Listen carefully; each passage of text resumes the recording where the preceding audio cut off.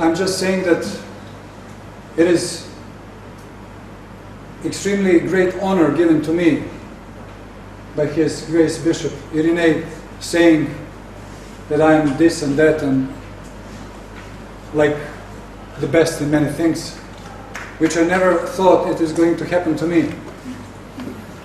Since when I have decided to go to the monastery, to dedicate myself to spiritual monastic life, I have plans for myself only to escape world, to go to the monastery, to close the door behind me, and to be alone with God.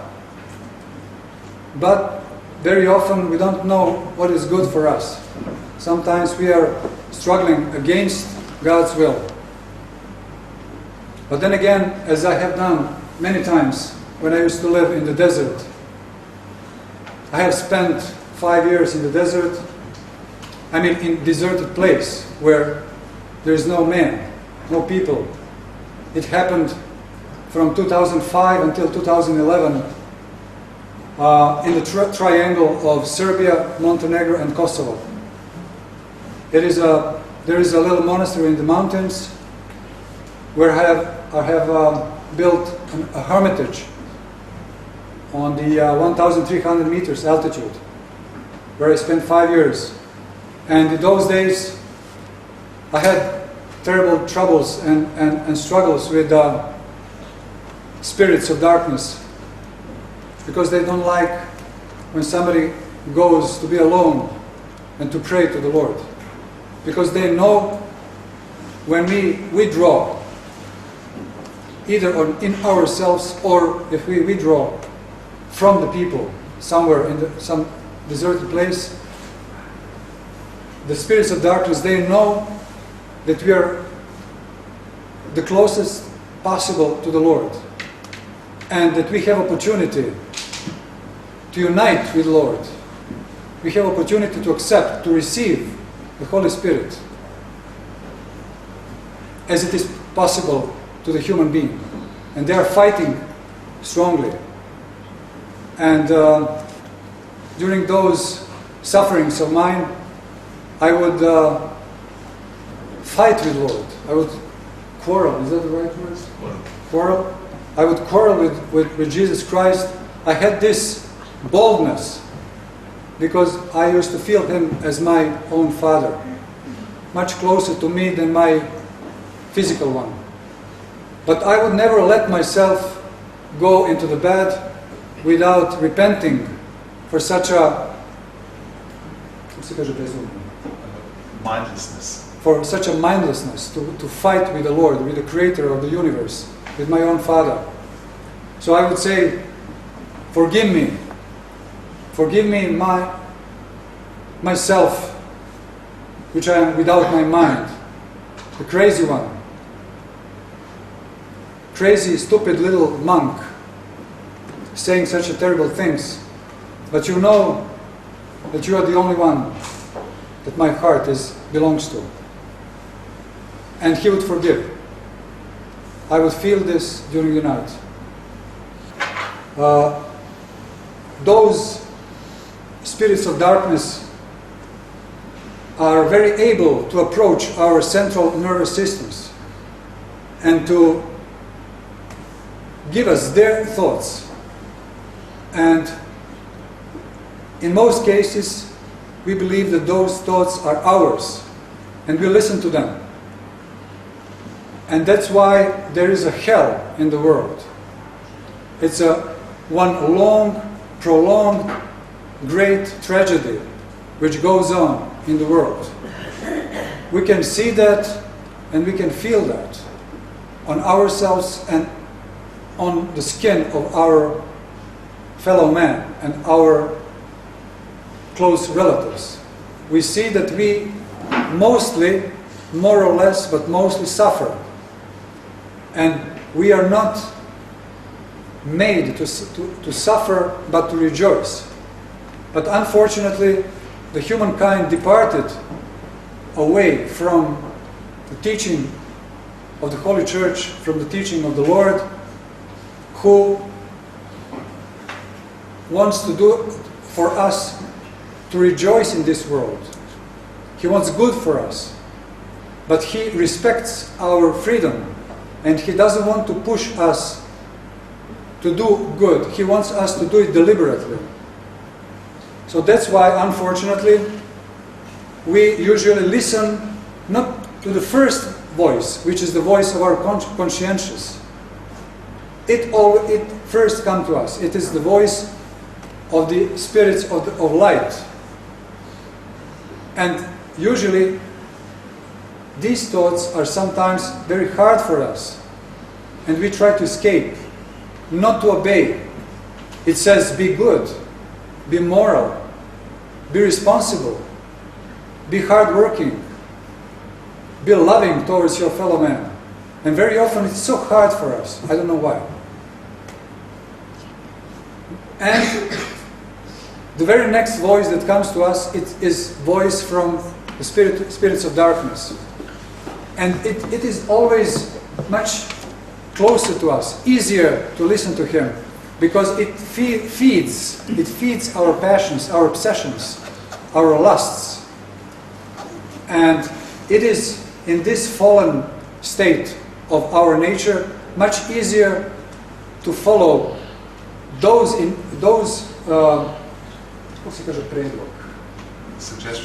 suggestions which feeds our lusts, than to obey those suggestions that makes us eternal. Because it's not easy to become eternal, to be immortal, to be endlessly joyous and joyful in the kingdom of Lord. It's not easy, but it's not impossible. And anything in this world which is serious and valuable is not easy to accomplish. And how much more it's not easy to accomplish the highest purpose of our life, which is accepting of Holy Spirit and being healthy and sound in soul, and to be healthy, to be cyclically healthy, to be normal, as they say today.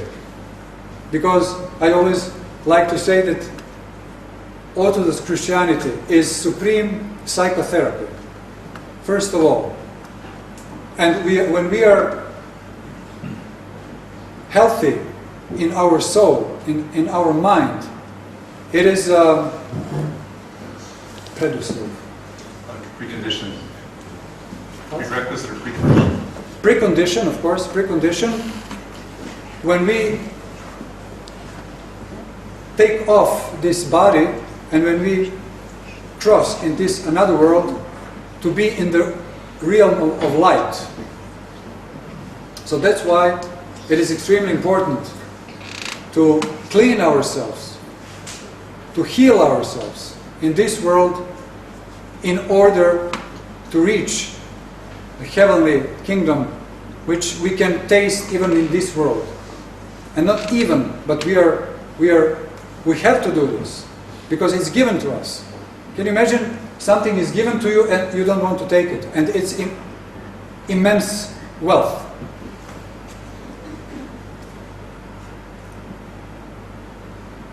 When I had a lecture in a Greek Orthodox church in Melbourne a few days ago, after the lecture there was a Greek young lady whose her mother is Greek and her father is Australian, I believe, English or something like that, whatever.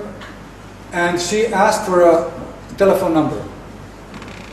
So I refused to give telephone number to everybody because it's just impossible for me to receive all those calls. But somehow I felt that she was deeply begging me for telephone number.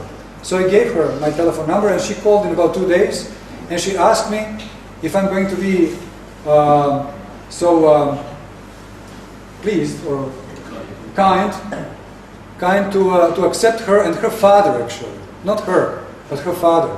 And her father came, she came with her father, and the thing was that her father was the last 4 years suffering from very, very, very strong depression, clinical depression, and he had a therapy in a nearby psychiatric clinic, and he was taking already 4 years heavy psychoactive drugs, antidepressants. And at the first moment that he entered our church in Brunswick, in Melbourne, he started to tell me that, well, he basically came because his daughter wanted him to come, and I have to know that his problem with depression is basically something which is nothing spiritual. There is nothing spiritual in it. It's just a problem with his chemicals in his brain, and it's a problem with transmitters, these hormones, and basically he believes what science says, and this is it. That there is nothing more that we can talk about it. Let's talk about other things, whatever, football, politics. Of course, he didn't say that. I'm just exaggerating, but it was in this way he was saying this. But what I have understood, that he was extremely religious person, although in a completely opposite way, because he had a great belief in science, and this is absurd, because we see that science actually fails every, let's say, 50 years and changes these laws of science, and we see that it is also very hypothetical, that they're not sure what they're saying.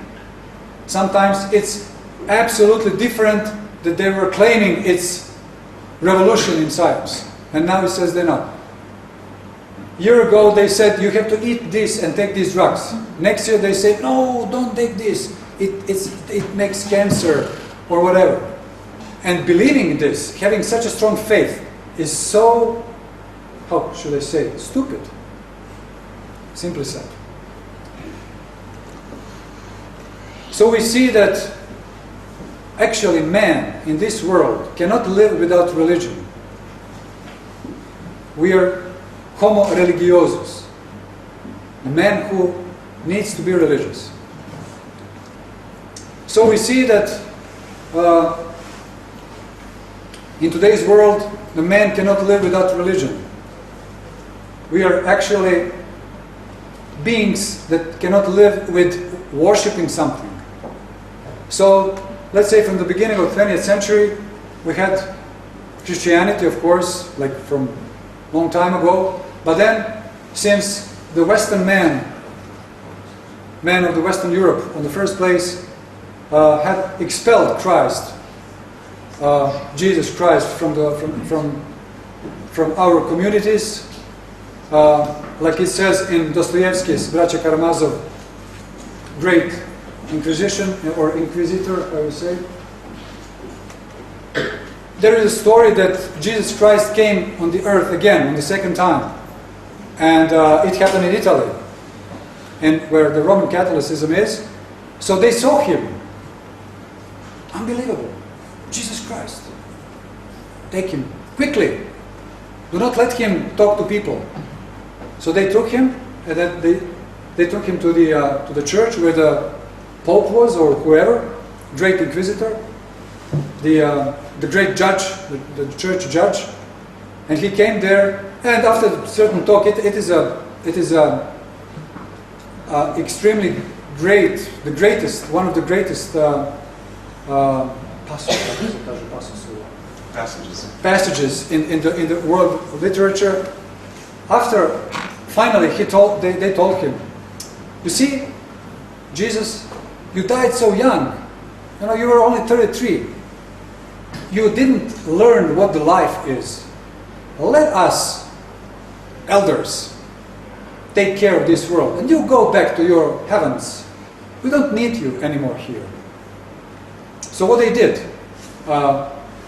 Roman Catholic Church, they went back to the pagan times, to Aristotle, to the Aristotelian logic, and basically in pagan times, and in those times, ancient times, before Christ, there was always a feminine and masculine principle in in divinity. They always had God and goddess. God and goddess.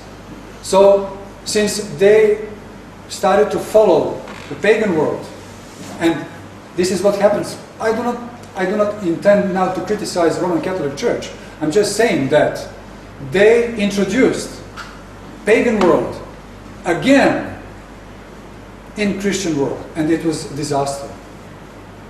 Logic, no faith. And so since they went back before Christ, they said, Roman Catholic Church, they said, we are going to make goddess and God. And goddess was Mother of Lord, Theotokos. But they distorted it. They distorted it, and they made her that she was conceived immaculate. That they made goddess out of her, which is absolutely wrong. She was human being, and she was conceived like we all are, we all were. And the masculine principle is Pope. And Christ, we don't need him. Go back. So that's what happens in this world, and that's why we expelled Christianity from the Europe, from the Western world, and from Europe all over. United States of America, and consequently Australia, the civilized world, Western world. But we cannot live without religion. We cannot live without worship. So, after Christianity, there was a Buddhism, there was a Hinduism, Zen Buddhism, and then socialism, communism, democratism, and whatever. And finally, we have today's religion, which is consumerism, to consume. We actually need to consume all the time something. But we have lost the idea, what do we need? And what do we need to consume to satisfy our need? And they told us, this civilization, this upside down civilization, perverted civilization, told us what to take. So what happens since we have lost our through religion, we enter this consumerism, and this consumerism is attacking us, saying buy. Somebody just told me that the second day of the Christmas, I think, is this hysterical Boxing Day.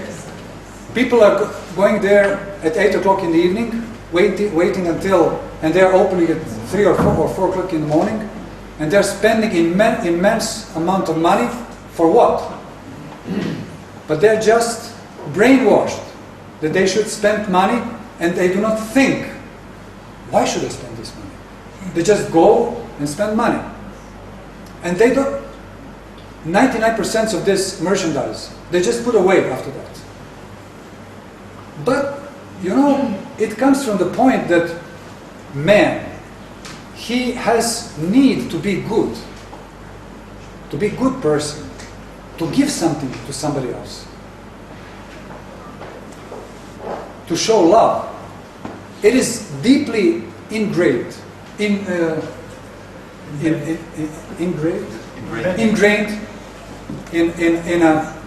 human's mind, in a human's heart. And but he lost this because we do not have touch with the true meaning of life, which is only concealed in the original Christian church, which is called Orthodox Church. And since out of that, we still have this need, and we want to fulfill this need to give something away to our dear ones. But we do wrong. I remember when I was young man back in Belgrade, I had a girlfriend,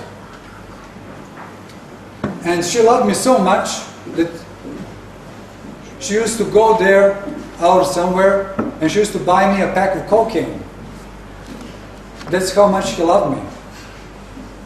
And I appreciated it. I said, such a good girl. That's how we were formed, raised. Not from my grandpa and grandma, but from the Hollywood movies and from whole rock and roll philosophy which was on in Belgrade in those days, in New York, Paris, wherever, even here. And so that's why we are just taught, if we are to be brave, to be masculine, to be adult, is to consume alcohol, consume drugs, consume everything that this upside down perverted society tells us. Go and buy, go and take in yourself.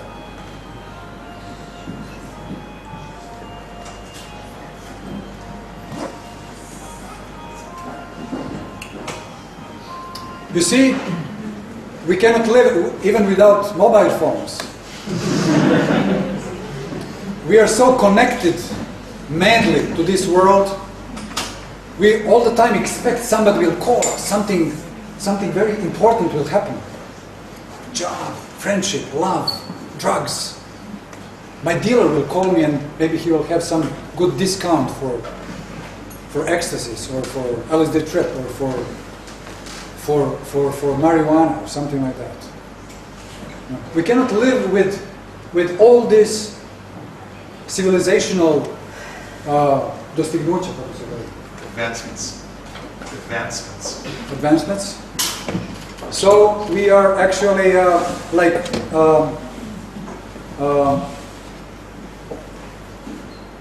se kaže invalid? Disabled. Like we are disabled actually without all these things. And we see how corrosive is this world, how toxical this world is. If we listen to it, absolutely.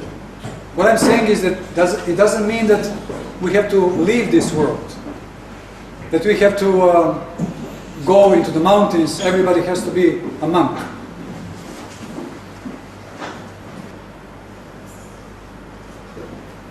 So, now we are in a very specific period of year, which is called the Lenten period. It is, how should I say this in English? Advent. It is extremely important because it gives us strength to say no to this world, to be our own, to have our own opinion of life, that we do not listen what they tell us to do. If they tell us to be good people, to be responsible, to give love, to be hardworking, that we are going to obey. But if they tell us not to go to the church, that God doesn't exist, that moral doesn't exist. What is moral? Moral is what is pleasing to me, as one actor said. And this we are not going to listen. This we are not going to obey. We are not going to obey this at all. But especially in this period, we will show that we have our own way, which is good way, true way. And we are going to show this to this community, not being hysterical, not being gloomy and whatever, but we are going to be joyful. We are going to work on our personalities. We are going to work on our spirit. We are going to receive the grace of God. And we are going to be very pleasant personalities. Nice people. People who have love and understanding for others. And this we acquire with all those features that they are given to us from church. Church is not there to exhibit the power that some people in these robes are there and we are there and we have to listen to them. No. Church is there to help us to be healthy, to be joyful in life, to have strength when I wake up in the morning, not to stay under my cover, not wanting to look into the face of that day, which happened to this Australian man who came to me. He said, when I wake up in the morning, I just cannot go into that day. I just want to stay, and the best thing would be if I die. And very often we feel like this. So that's why we need to obey not the church, not Pope, not priests, but we need to obey the Creator of the universe by Himself and His Son who came on this earth 2015 years ago. And He told us how to be healthy and how to be joyful. And that's why we are going to go through these periods of fasting, joyful. And we are going to show that this is something extremely good. And we are going to be missionaries, not shouting on the crossroads, like I saw many disturbed so-called Christians in the United States, in New York streets, taking those speakers, loudspeakers, and yelling hysterically, "Repent, repent," in such a terrible manner that you should just take them to the psychiatry clinic. We are not going to be missionaries of that kind. We are going to preach our faith with our own model, with our own, how do you say, primer. Example. With our own example, of course. And the best way how to help this world is to show our own example. And how are we going to show our own example if we do not work on ourselves? If we take whatever comes to us from this crazy world. And so since we have lost the true meaning of life, but we still have need for beauty. We need the world around us and in us to be beautified, to be beautiful. We need to be surrounded with beauty. We hate to be surrounded with ugliness. And we have this deep need in ourselves. But since we have lost the true meaning of beauty, and the true meaning of beauty is like in Greek word, kalos, means good and nice in the same time, good and beautiful. And the only one, am I right? And who is the supreme? Who, not what? Who is the supreme goodness and beauty? The Son of God, Jesus Christ. But since we have lost this idea, we are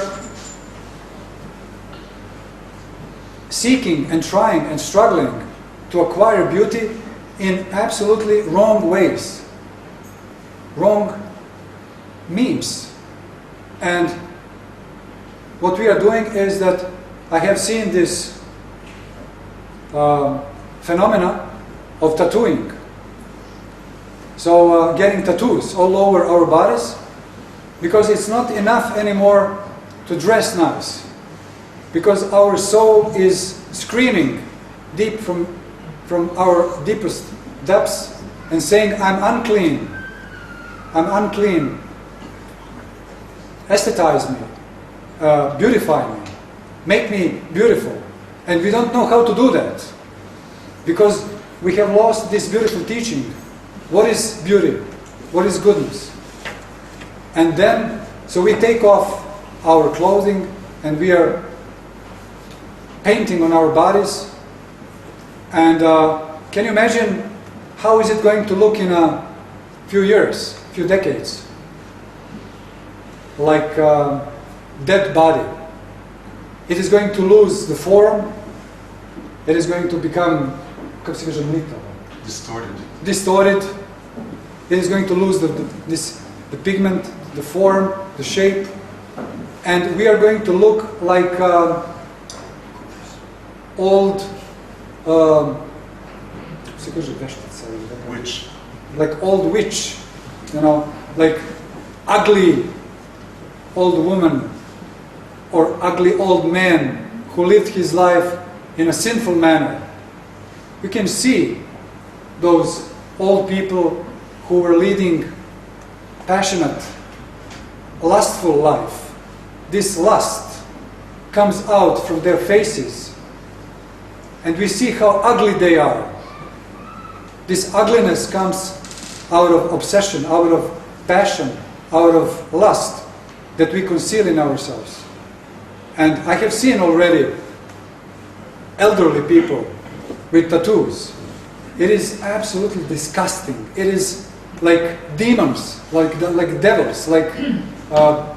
I have no word how they look like. It's terrible, and they are unhappy. They are extremely unhappy because they don't have this beauty of their bodies anymore. They cannot have sex anymore. They cannot take drugs anymore because they are old. They cannot stand it anymore, and it's hell.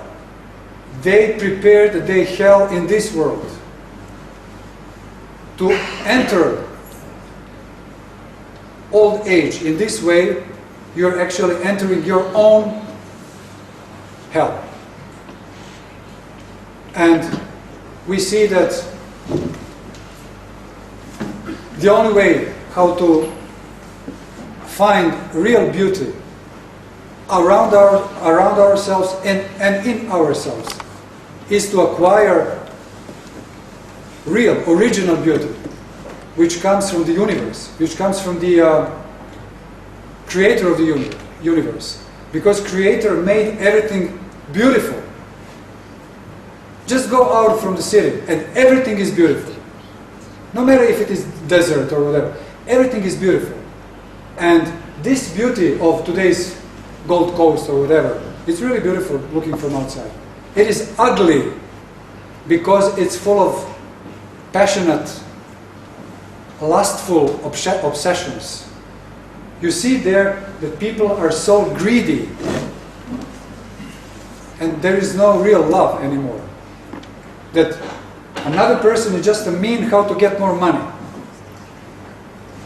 Another person told me that just to clean up one tooth root is $1,000 without filling, just cleaning the root. I'm a dentist, and I know it's not a big deal.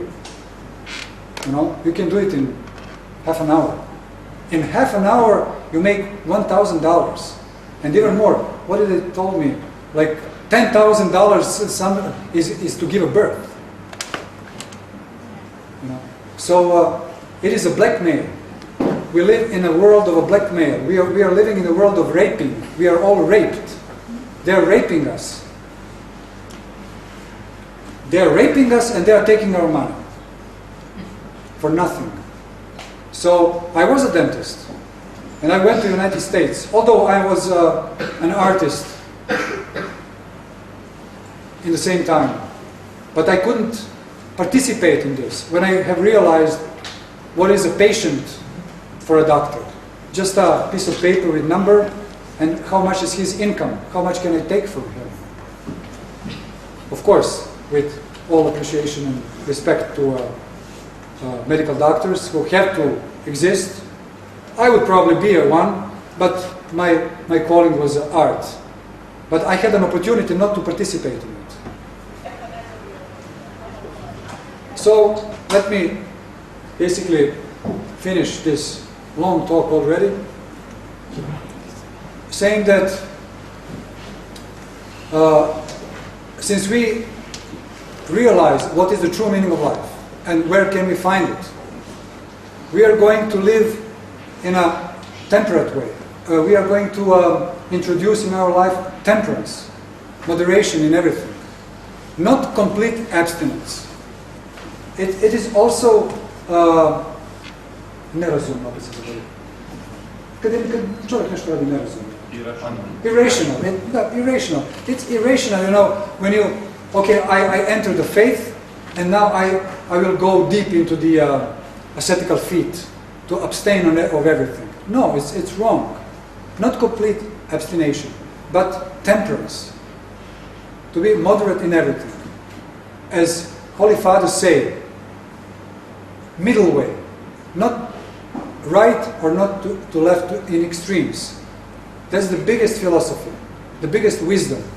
And this way we are going to acquire what we need, the supreme goodness and the supreme beauty. And out of this, from this point, we are not going to have this mad craving to fill us up with all that this crazy society gives us. We are going to say, okay, but I don't need this. I feel good. Somebody will approach me and tell me, I have a very good cocaine. Let's sniff a line. It will make you feel good. But I'm going to say, I don't need it. I already feel good. And I'm not going to lie. I will really feel good because I will feel the grace of the Lord in me. And it's not something abstract that only desert fathers, the saints have this. No, we can have this grace of the Lord, which is the supreme energy that holds this universe in existence. And of course, we can find it only in the original Christian church, which is called Orthodoxy. And it's there for whoever wants to look for it. Whoever have enough seriousness, who have enough seriousness, who take deep look in ourselves and say, what is actually my priority? My priority is to be immortal. And I do not believe this world and this science who says that after death everything finishes. I know that there is immortality and I want to be immortal. And who doesn't want to be immortal? Even this crazy world, they say, oh, I want to leave something behind me that my name stays forever. And it's so cheap. I myself personally want to be immortal. And it is there. And we know from monks who used to go away in the deserts, who would dedicate themselves to the prolonged prayer in solitude. And in certain majestic moments, they would feel that they are immortal. They would feel this flame of immortality burning in them. And nobody have to tell them anymore that there is immortality. They know there is immortality and it is in myself.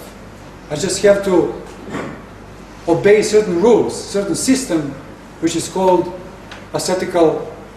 Christian ascetical feat, and it doesn't have to be something that kills us. God knows what is fit for us. We just have to give our optimum, and we will reach this goal of ours.